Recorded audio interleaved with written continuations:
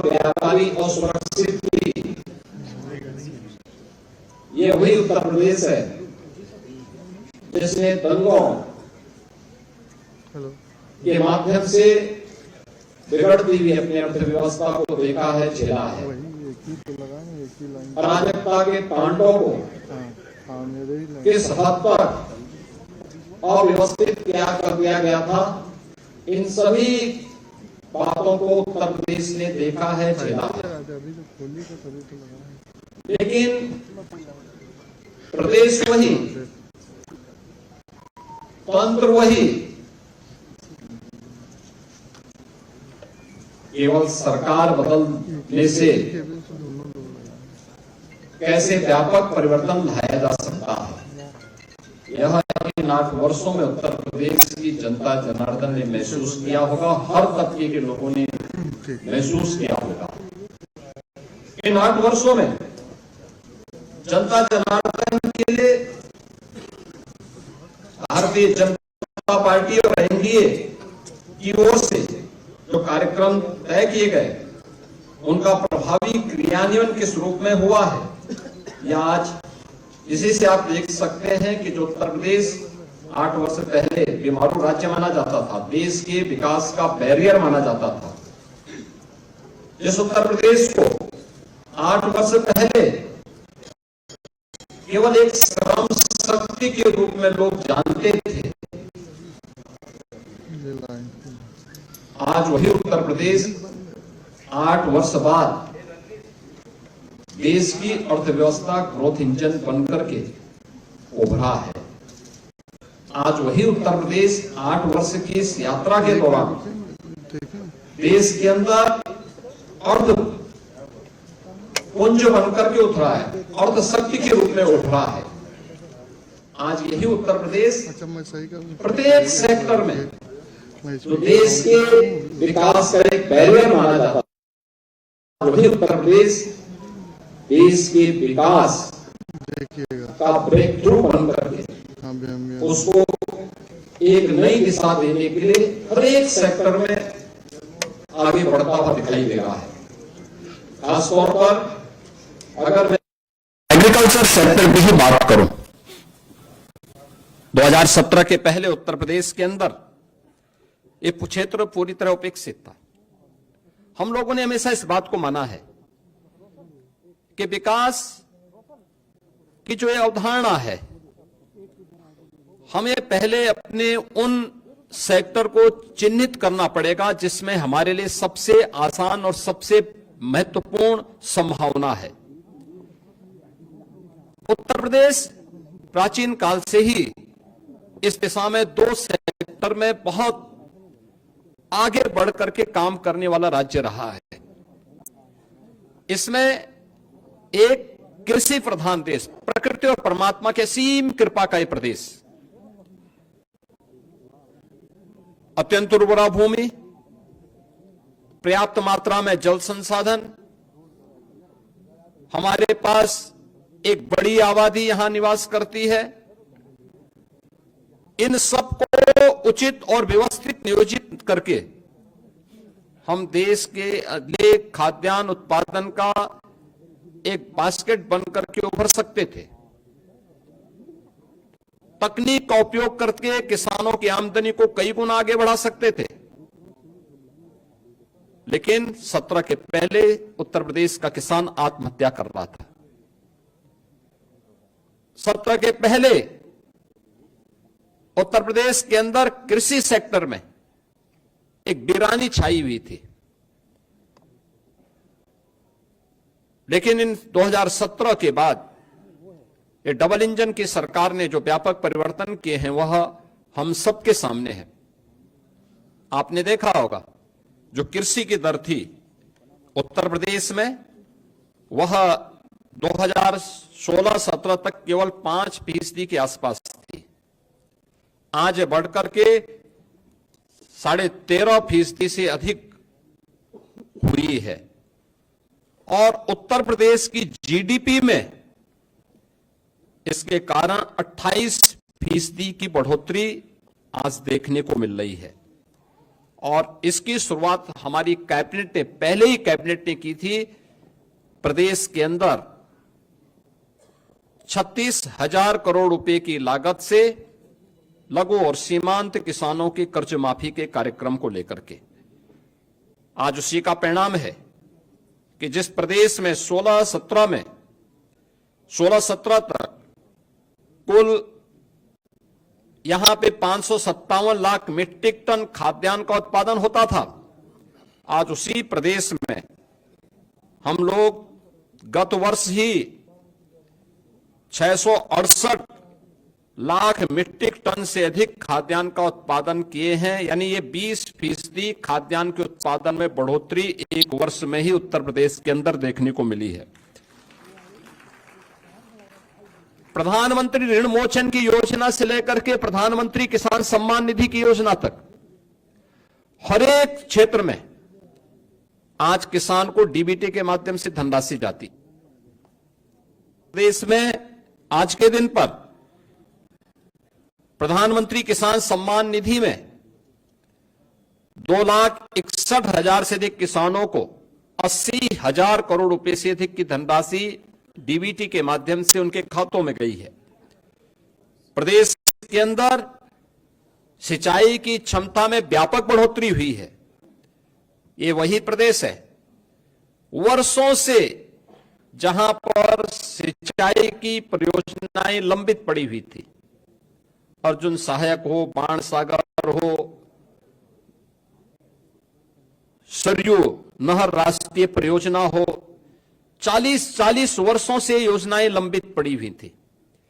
इस दौरान इन 8 वर्ष के अंदर प्रदेश सरकार ने, डबल इंजन की सरकार ने प्रधानमंत्री कृषि सिंचाई योजना का सहयोग लेकर के इन सभी परियोजनाओं को पूर्ण किया। लगभग 23 लाख हेक्टेयर के अतिरिक्त सिंचाई की सुविधा उत्तर प्रदेश के अन्नदाता किसानों को दी।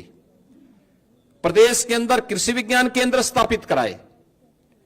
प्रदेश के अंदर कृषि विश्वविद्यालयों का उन्नयन किया।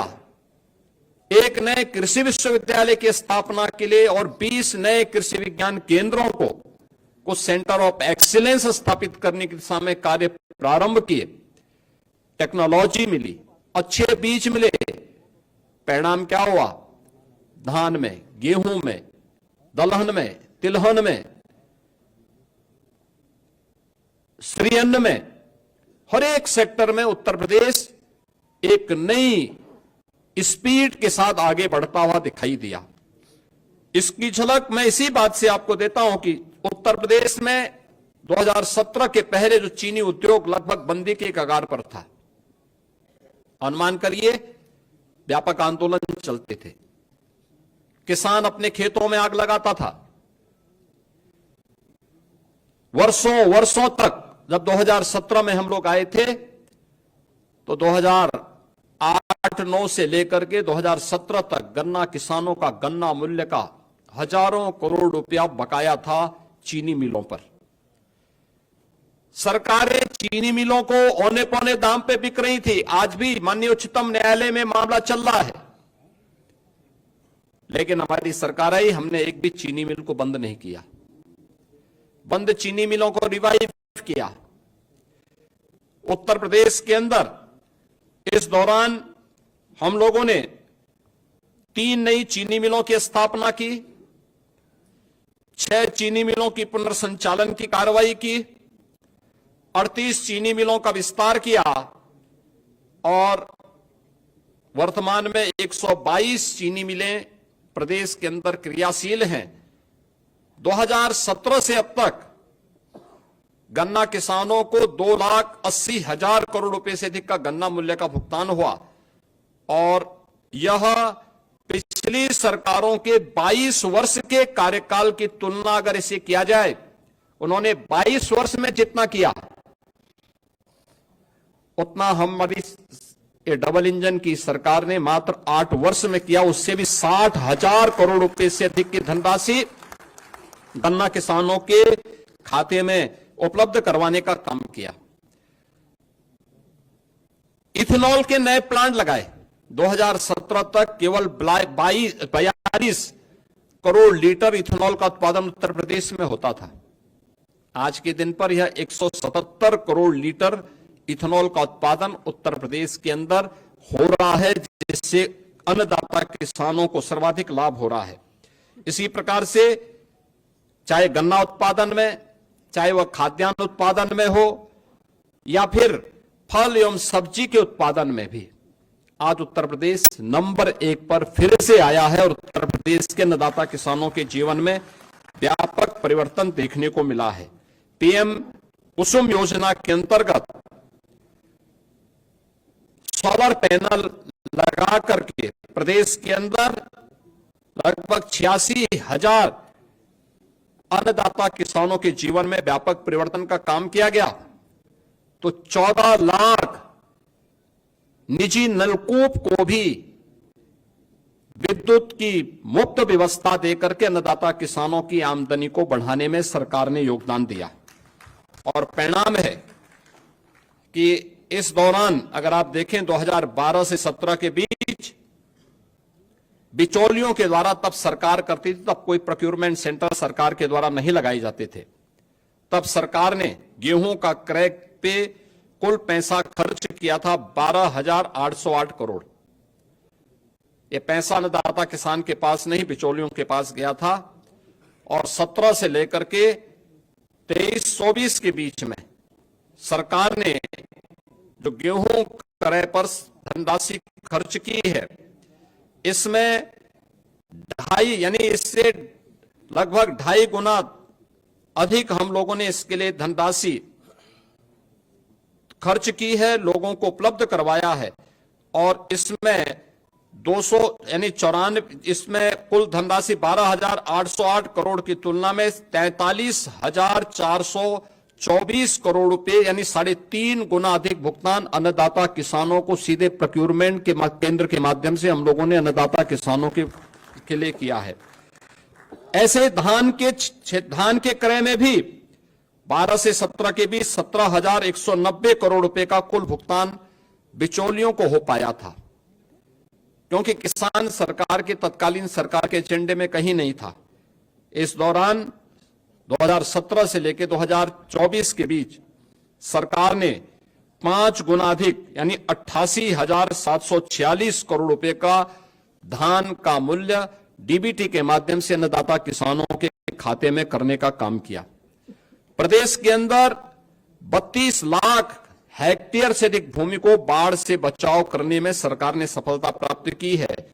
और मुख्यमंत्री कृषक दुर्घटना बीमा के अंतर्गत हर अन्नदाता किसान को, उनके परिवार के सदस्यों को, बटाईदार को भी हम लोगों ने 5 लाख रुपए की सुरक्षा बीमा का कवर किया कि अगर कभी बाढ़ से, आकाशीय बिजली से या किसी अन्य दुर्घटना से, एक्सीडेंट से या वन्य जीव संघर्ष में उनकी दुखद मौत होती है तो सरकार इसके लिए उन्हें 5 लाख रुपए की एक सुरक्षा बीमा का कवर भी देगी। और आज हम लोग लगातार इस योजना के माध्यम से प्रदेश के सभी किसानों को आच्छादित किए हुए हैं। तो इस दौरान प्रदेश के अंदर निराश्रित गोवंश की समस्या का समाधान करने में भी ये डबल इंजन की सरकार को सफलता प्राप्त हुई, जिसमें 7,700 से अधिक गोआश्रय स्थल के माध्यम से 12,50,000 से अधिक गोवंश का संरक्षण सरकार अपने स्तर पर कर रही है। और सहभागिता योजना के माध्यम से 1,05,000 पशुपालकों को 1,63,000 से अधिक गोवंश उनकी सुपुर्दगी में दिया गया है, जिसमें प्रति गोवंश प्रति माह अन्नदाता किसान को सरकार 1,500 रुपए का भुगतान करती है एक गोवंश के लिए। और इसी प्रकार से कुपोषित परिवारों को भी 10,000 गोवंश देने का काम सरकार ने इस दौरान किया है। उन्हें भी राशि हम उपलब्ध करवाते हैं। मित्रों, 2017 के पहले प्रदेश की कानून व्यवस्था की स्थिति आप सबके सामने है, हर व्यक्ति जानता है। हर दूसरे तीसरे दिन एक दंगा होता था, न बेटी सुरक्षित थी, न व्यापारी सुरक्षित था। प्रदेश के बारे में लोगों की परसेप्शन का अंदाजा इसी से लगाया जा सकता था कि हमारा युवा अपनी पहचान के लिए मोहताज होता था। आज कानून व्यवस्था में उत्तर प्रदेश ने एक लंबी छलांग लगाई है और महाकुंभ प्रयागराज इसका उदाहरण है। 45 दिनों के इस महाआयोजन में कोई छेड़छाड़ की घटना नहीं, कोई लूटपाट की घटना नहीं, कोई अपहरण की घटना नहीं, कोई भी ऐसी घटना नहीं जिससे आने वाले श्रद्धालुओं को किसी भी प्रकार का कोई असंतोष का भाव पैदा करने का अवसर प्राप्त हुआ हो।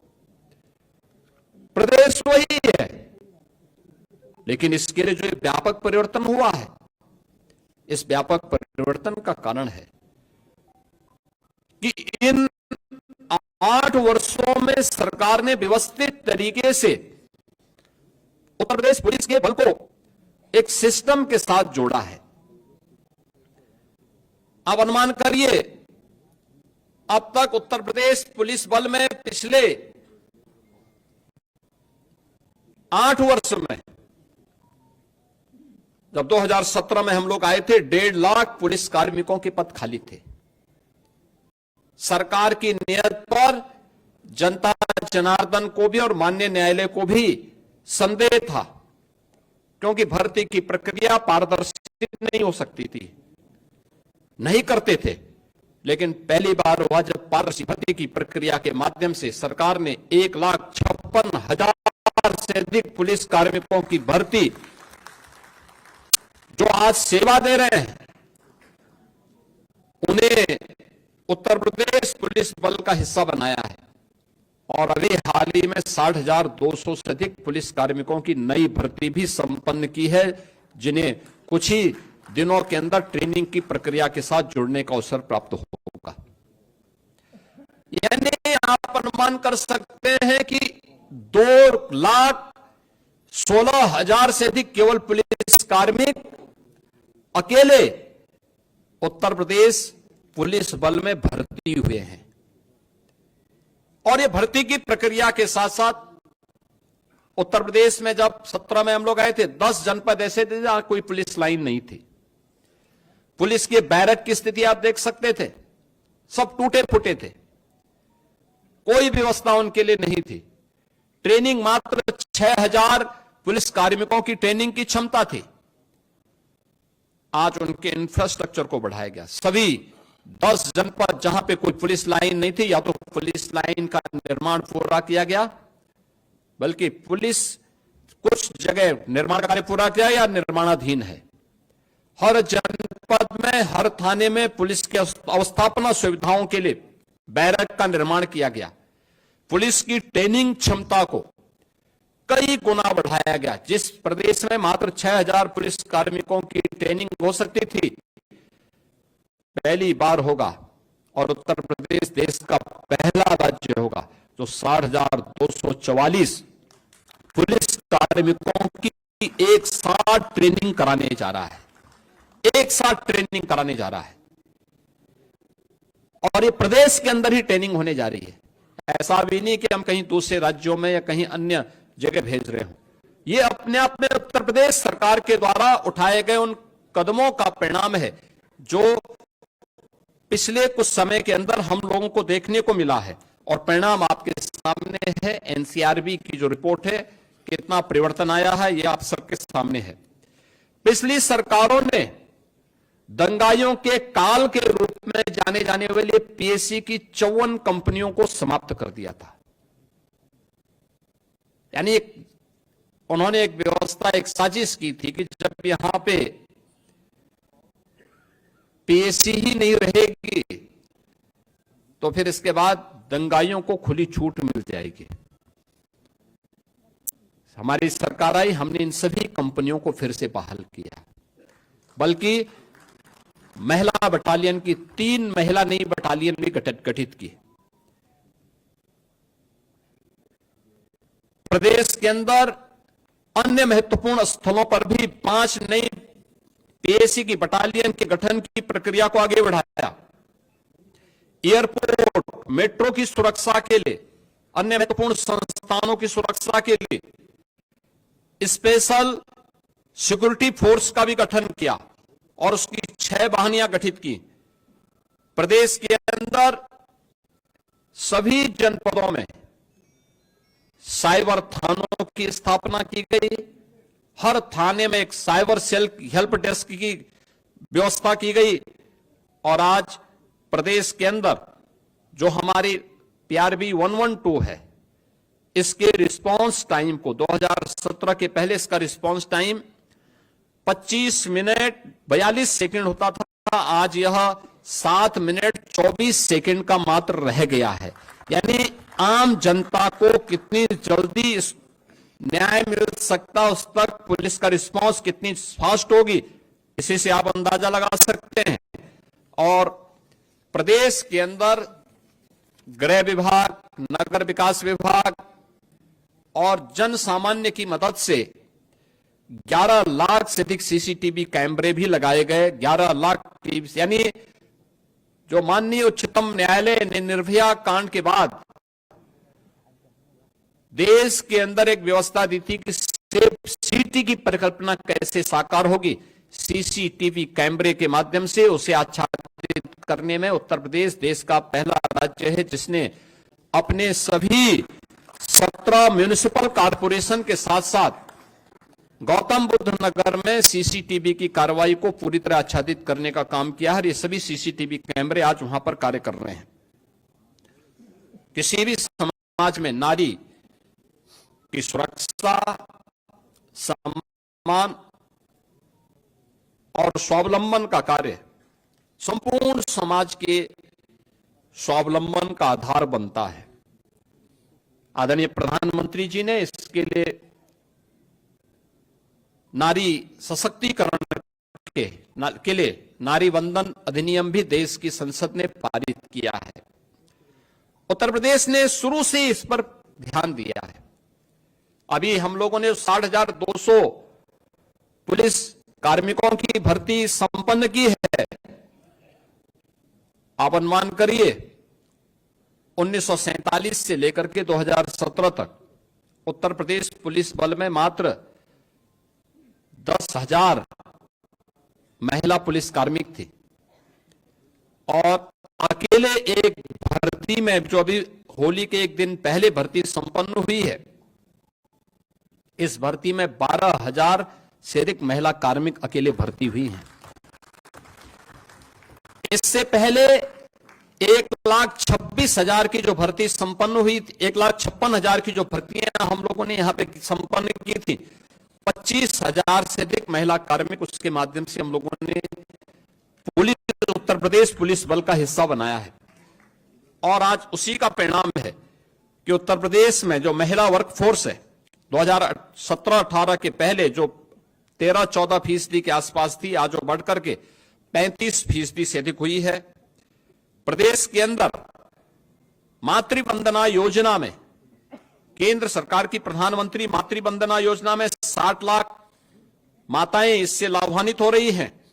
तो बेटी के जन्म लेने से लेकर के स्नातक तक की पढ़ाई के लिए दी जाने वाली 25,000 रुपए की सहायता में उत्तर प्रदेश की 22,11,000 बेटियां इस योजना का लाभ प्राप्त कर रही हैं। प्रदेश के अंदर BC सखी सभी 57,000 ग्राम पंचायतों में बैंकिंग की सुविधा में अपना योगदान दे रही हैं। तो महिला स्वयंसेवी समूह में लगभग 1 करोड़ बहनें योगदान देकर के आर्थिक स्वावलंबन की दिशा में अपना योगदान दे रही हैं। मुख्यमंत्री सामूहिक विवाह योजना में 4,76,000 से अधिक सामूहिक विवाह के संपन्न हुए हैं, जिसके लिए इस बार के बजट में सरकार ने तय किया है कि 51,000 से अब इस राशि को बढ़ा करके अप्रैल से इसको 1 लाख रुपए करने की घोषणा भी की है, जिसको हम अप्रैल में लागू करने जा रहे हैं। प्रदेश के अंदर उत्तर प्रदेश राज्य ग्रामीण आजीविका मिशन के अंतर्गत भी 95 लाख से अधिक महिलाओं को इस कार्यक्रम के माध्यम से स्वावलंबन के साथ जोड़ने का कार्य हुआ है। और 2 लाख से अधिक महिलाएं PM स्वनिधि योजना में स्ट्रीट वेंडर में लगी हुई महिलाओं को उस योजना के साथ जोड़ा गया है। और 1 करोड़ महिलाओं को PM स्वामित्व योजना में जहां पे झोपड़ी है, जहां पे मकान है, वहां का मालिकाना अधिकार देने का काम देश के अंदर नंबर 1 पर उत्तर प्रदेश ने सर्वाधिक घरौनी, पीएम घरौनी देने का काम उत्तर प्रदेश ने किया है। प्रदेश के अंदर उत्तर प्रदेश में 7 जनपदों में हम लोगों ने इस बजट में व्यवस्था की है कि कामकाजी महिलाओं के लिए पुण्य श्लोका लोकमाता अहिल्याबाई होलकर के नाम पर वाराणसी, मेरठ, प्रयागराज, कानपुर, झांसी, आगरा और गोरखपुर में कामकाजी महिलाओं के लिए छात्रावास के निर्माण की कार्रवाई को भी हम लोग इस नए बजट में क्रियान्वित करने जा रहे हैं। मित्रों, प्रदेश वही है जिस प्रदेश का युवा पहले अपनी पहचान के लिए मोहताज था। आज उत्तर प्रदेश का नौजवान हो, अन्नदाता किसान हो, उत्तर प्रदेश की कोई बेटी या बहन हो,